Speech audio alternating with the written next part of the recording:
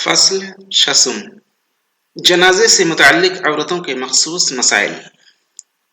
اللہ تعالیٰ نے ہر ذی روح پر موت لکھ دی ہے، صرف اسی کی ایک ذات ایسی ہے جو ہمیشہ باقی رہنے والی ہے۔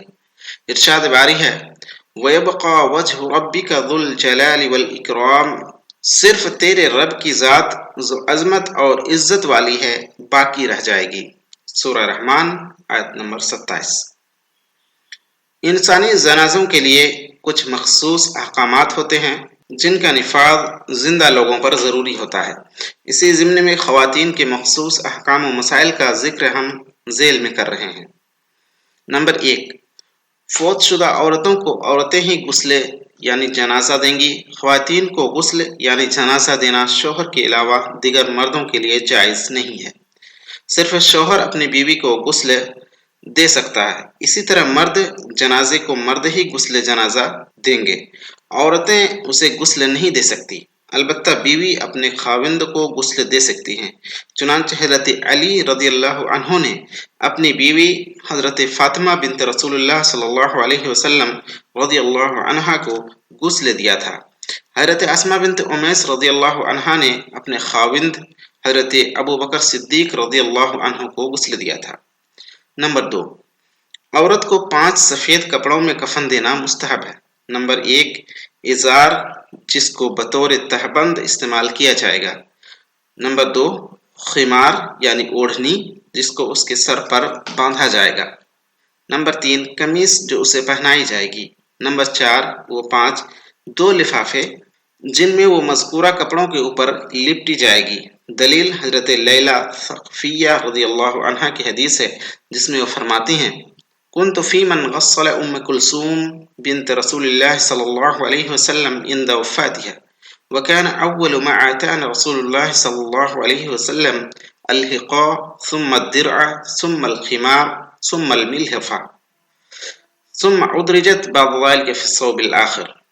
حضرت کلثوم بنت رسول اللہ صلی اللہ علیہ وسلم رضی اللہ عنہ کو ان کی وفات کے وقت غسل دینے والیوں میں سے میں بھی تھی۔ سب سے پہلی چیز جسے آپ صلی اللہ علیہ وسلم نے ہمیں دیا تھا وہ ازار یعنی تہبند تھا، اس کے بعد قمیص دی، پھر خمار یعنی اوڑھنی، پھر چادر دی، اس کے بعد انہیں دوسرے کپڑے میں لپیٹا گیا۔ احمد ابو داؤد۔ حدیث میں وارد لفظ الحقا کے معنی ازار یعنی تہبند کے ہیں۔ امام شوکانی رحمہ اللہ نیل الاوتار جلد 4 صفحہ 42 میں لکھتے ہیں مذکورہ حدیث سے معلوم ہوتا ہے کہ عورتوں کے کفن میں ازار یعنی تہبند، قمیص، خمار یعنی اوڑھنی، چادر اور لفافہ مشروع ہے۔ نمبر 3، فوت شدہ عورت کے بالوں کا حکم۔ اس کے بالوں کی 3 چوٹیاں بنائی جائیں گی اور انہیں پیچھے ڈال دیا جائے گا۔ دلیل حضرت ام عطیہ رضی اللہ عنہ کی وہ حدیث ہے جس میں انہوں نے رسول اللہ صلی اللہ علیہ وسلم کی لڑکی کو غسل دینے کی صفت بیان کی ہے۔ فرماتی ہیں فَظَفَرْنَا شَعْرَهَا 3 قُرُونٍ وَأَلْقَيْنَاهُ خَلْفَهَا متفق علیہ۔ ہم نے ان کے بالوں کی 3 چوٹیاں بنا کر انہیں پیچھے ڈال دیا۔ نمبر 4، جنازے کے ساتھ خواتین کے چلنے کا حکم۔ حضرت ام عطیہ رضی اللہ عنہ فرماتی ہیں ہمیں جنازہ کے ساتھ چلنے سے روکا گیا ہے لیکن ہمارے اوپر بہت زیادہ زور نہیں دیا گیا ہے۔ متفق علیہ۔ بظاہر اس نہی یعنی ممانعت سے تحریم کا پتہ چلتا ہے۔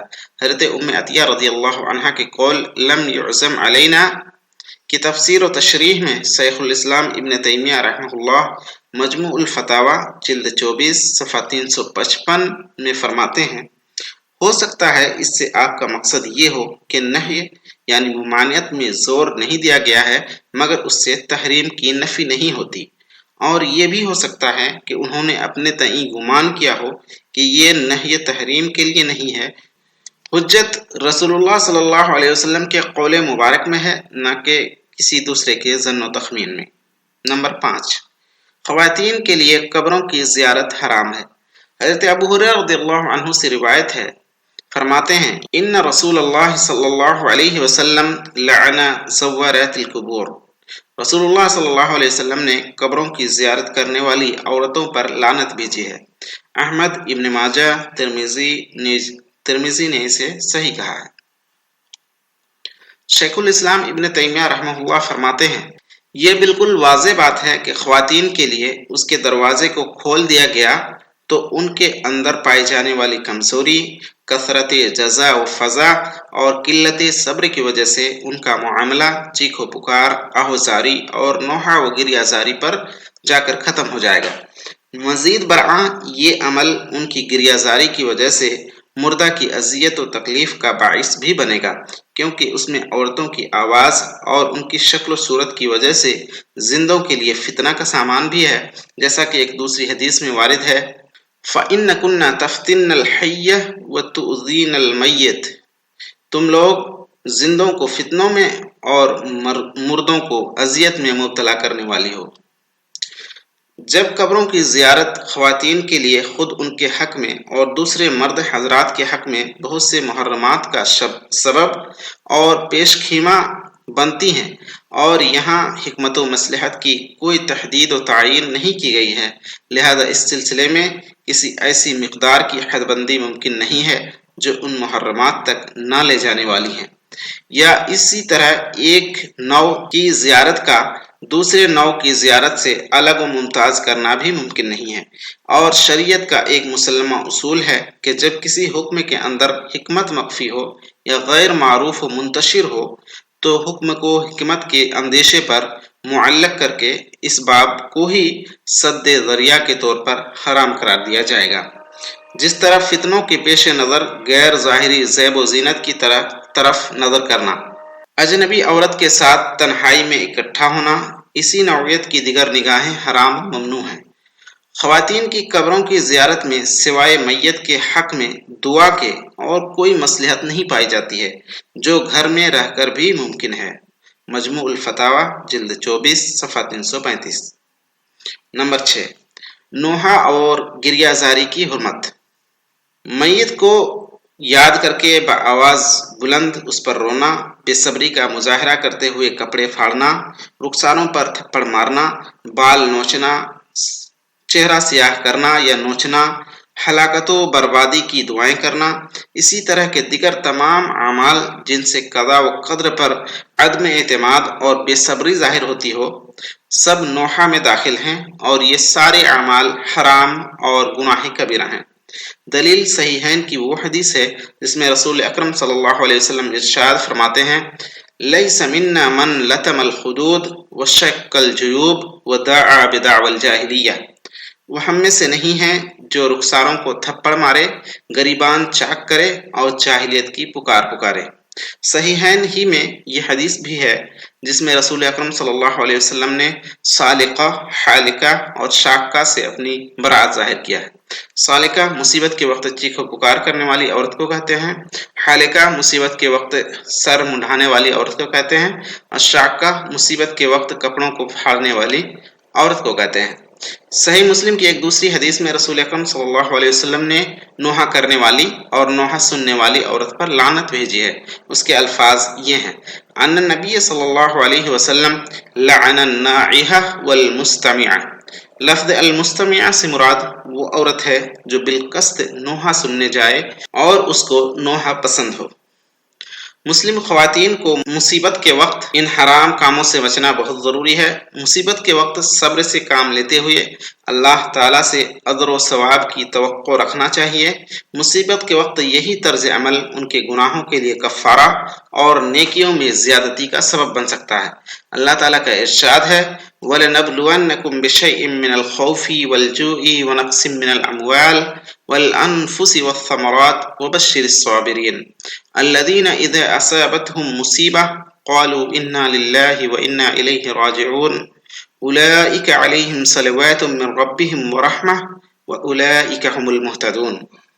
اور ہم کسی نہ کسی طرح تمہاری آزمائش ضرور کریں گے، دشمن کے ڈر سے، بھوک و پیاس سے، مال و جان اور پھلوں کی کمی سے، اور ان صبر کرنے والوں کو خوشخبری دیجیے جنہیں جب کبھی کوئی مصیبت آتی ہے تو کہہ دیا کرتے ہیں کہ ہم تو خود اللہ کی ملکیت ہیں اور ہم اسی کی طرف لوٹنے والے ہیں۔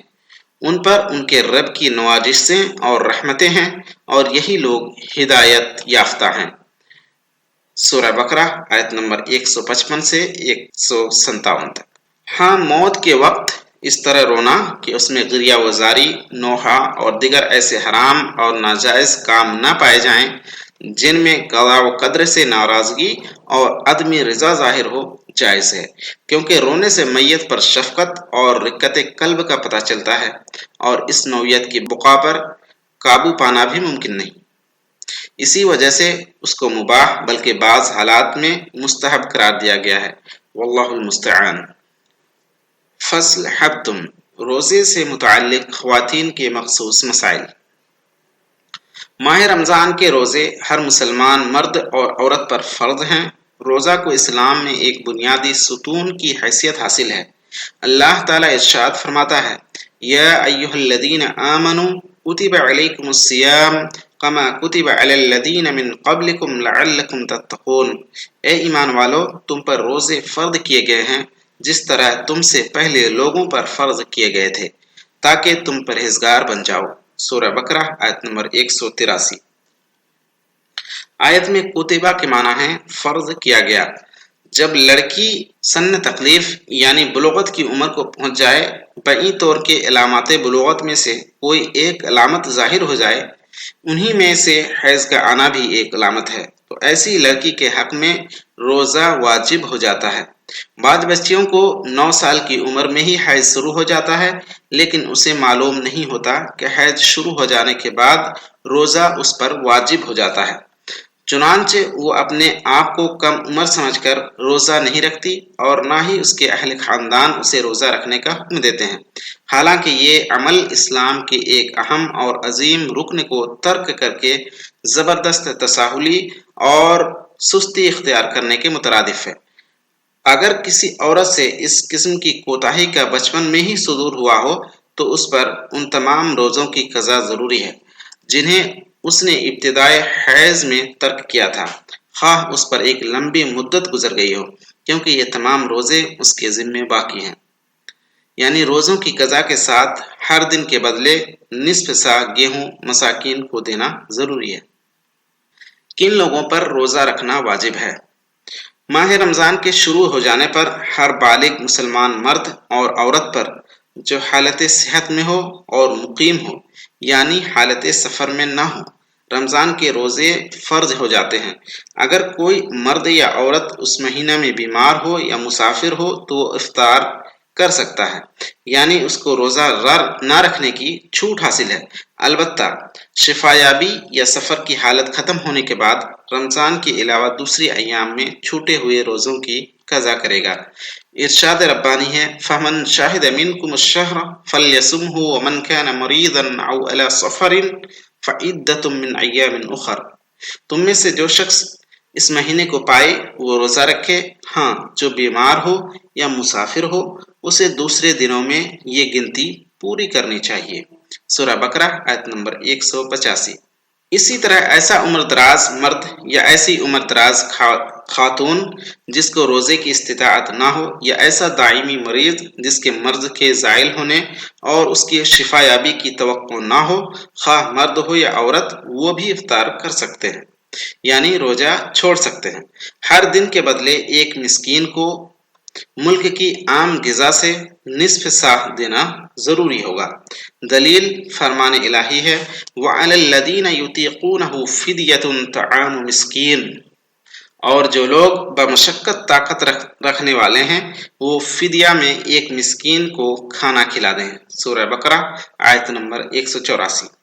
حضرت عبداللہ بن عباس رضی اللہ عنہما فرماتے ہیں، یہ آیت ایسے عمر دراز بوڑھے شخص کے بارے میں ہے جن کی شفا یابی کی امید نہیں ہوتی، صحیح بخاری۔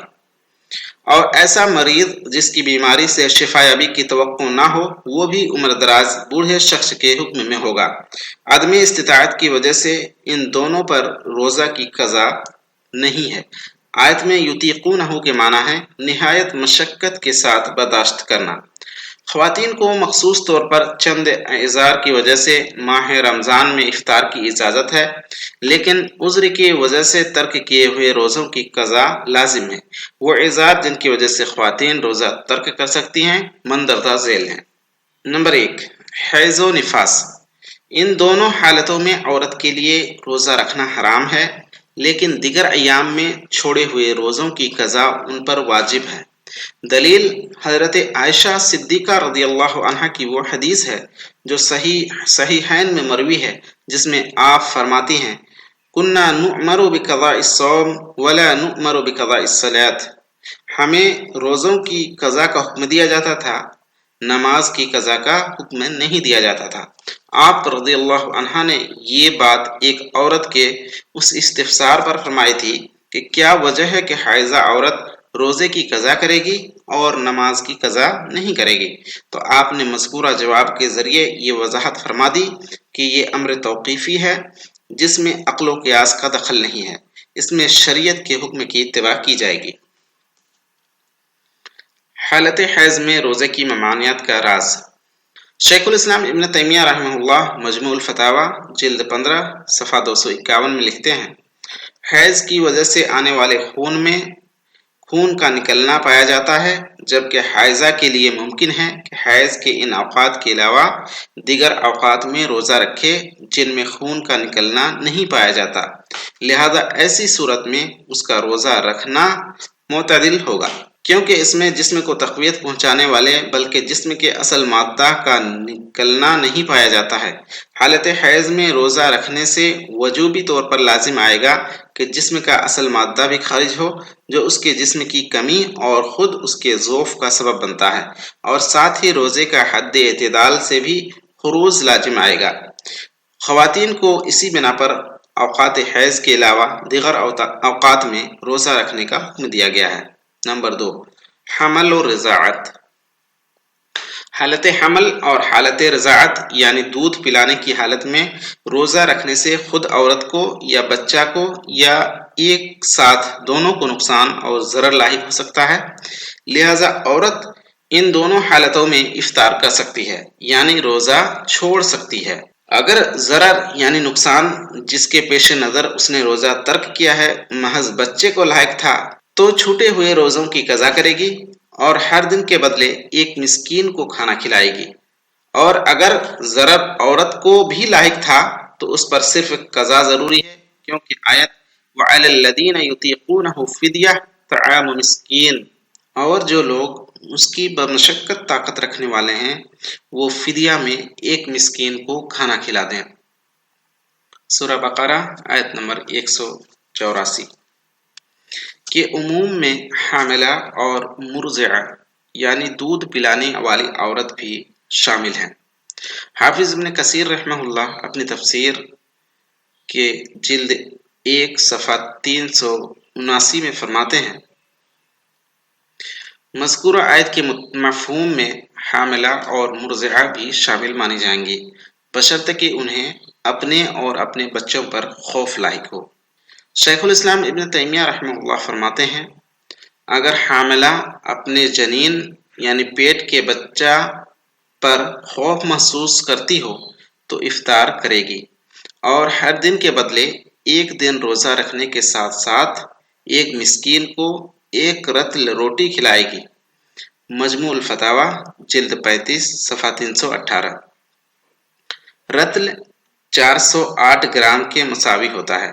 ملاحظہ ہو الإذاء والتبیان فی معرفت المکیال والمیزان۔ تنبیہ، مستحاضہ یعنی استحاضہ والی عورت جس کو ایسا خون آ رہا ہو جسے حیض کا خون نہیں کہا جا سکتا، جیسا کہ سابقہ سطور میں بیان کیا جا چکا ہے، اس پر روزہ فرض ہے، اس کے لیے افطار یعنی روزے کا ترک کرنا جائز نہیں ہے۔ شیخ الاسلام ابن تیمیہ رحمہ اللہ حائضہ کے افطار کا حکم بیان کرتے ہوئے فرماتے ہیں، برخلاف مستحاضہ کے، اس لیے کہ استحاضہ کا خون تمام اوقات میں آتا ہے، اس کا کوئی مخصوص و متعین وقت نہیں ہے کہ اس کے علاوہ دیگر اوقات میں روزہ رکھنے کا اسے حکم دیا جائے۔ اس سے بچنا بھی ناممکنات میں سے ہے، جس طرح از خود قے آ جانا، زخم اور پھوڑوں کی وجہ سے خون کا نکلنا اور احتلام وغیرہ۔ ان کا کوئی مخصوص وقت نہیں ہوتا کہ ان سے احتراج کیا جائے، لہٰذا یہ تمام امور روزہ کے منافی نہیں قرار دیے جائیں گے جس طرح حیض کے خون کو قرار دیا گیا ہے۔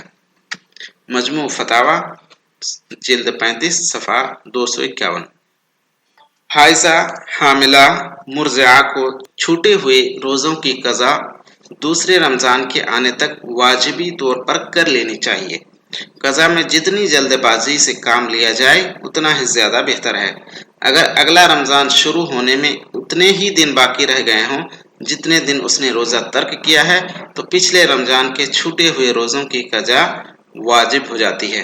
اسے لازمی طور پر چھوٹے ہوئے روزوں کی قضا کر لینی چاہیے۔ ایسا نہ ہو کہ دوسرا رمضان شروع ہو جائے اور اس پر پچھلے رمضان کے روزوں کی قضا باقی ہو، اور اگر ایسا ہو گیا کہ پچھلے رمضان کے روزوں کی قضا کے بغیر دوسرا رمضان شروع ہو گیا اور تاخیر کا کوئی عذر معقول نہ ہو تو چھوٹے روزوں کی قضا کے ساتھ ہر دن کے بدلے ایک مسکین کو کھانا بھی کھلانا ہوگا، اور اگر کسی عذر کی وجہ سے تاخیر ہوئی ہو تو صرف روزوں کی قضا کی جائے گی۔ اسی طرح ان تمام لوگوں کا مذکورہ تفصیل کے مطابق ہی معاملہ ہوگا جس پر بیماری یا سفر کی وجہ سے چھوٹے ہوئے روزوں کی قضا ہے، کیونکہ وہ بھی انہی عورتوں کے حکم میں ہوں گے جنہوں نے حیض کی وجہ سے روزہ ترک کیا تھا۔ خاوند کی موجودگی میں اس کی اجازت کے بغیر کسی عورت کے لیے نفلی روزہ رکھنا جائز نہیں ہے۔ دلیل امام بخاری و امام مسلم رحمہم اللہ اور دیگر محدثین کی روایت کردہ حضرت ابو ہریرہ رضی اللہ عنہ کی روایت کردہ حدیث ہے جس میں رسول اللہ صلی اللہ علیہ وسلم ارشاد فرماتے ہیں: لا يحل لامرأة ان تصوم وزوجها شاهد الا باذنه۔ کسی عورت کے لیے جائز نہیں کہ وہ روزے رکھے اور اس کا شوہر موجود ہو مگر اس کی اجازت سے۔